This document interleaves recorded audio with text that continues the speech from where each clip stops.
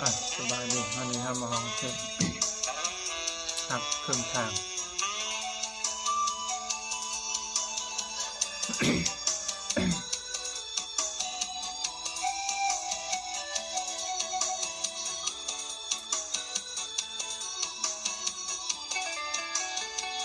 บอกเคยจะคิดว่าน้องนั้นจะเปลี่ยนใจ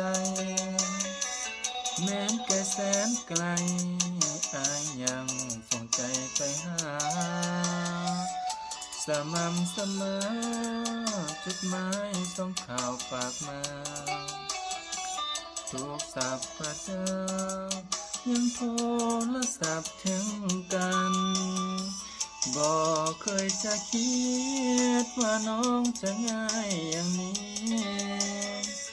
ห่างกัน2 ปีคนดีกลับมาเปลี่ยนผัน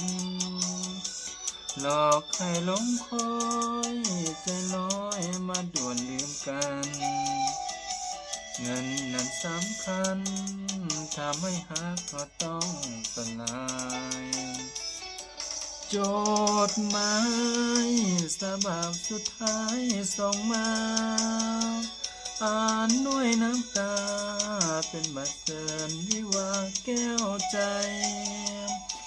หลับตาภาวนาให้เป็นฝันไปแต่ก็จนใจความจริงบ่อาจหลีกพ้นโปรดจงสุขีขอฝากเพลงนี้อวยพรส่วนนิรันดรขอดวงสมรสุขล้นศาสนามีจริงกลับมาเป็นยอดยิ่งอีกคนชาตินี้จำทนทักกันได้เพียงครึ่งทาง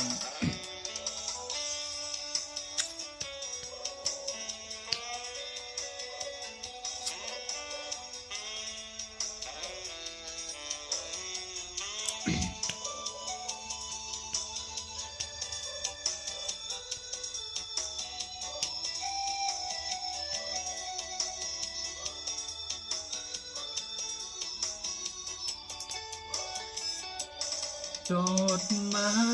ยฉบับสุดท้ายส่งมาอ่านด้วยน้ำตาเป็นบัตรเชิญวิวาแก้วใจหลับตาภาวนาให้เป็นฝันไปแต่ก็จนใจความจริงบ่อาจหลีกพ้นโปรดจงสุขีขอฝากเพลงนี้ไว้พรส่วนนิรันดรขอดวงสมรสุขล้นศาสนามีจริงกลับมาเป็นยอดยิ่งอีกคนชาตินี้จำทนหักกันได้เพียงครึ่งทาง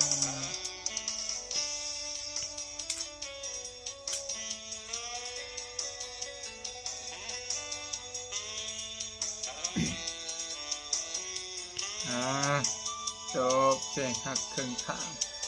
ฝากผลงานไว้เลยเด้อบ๊ายบาย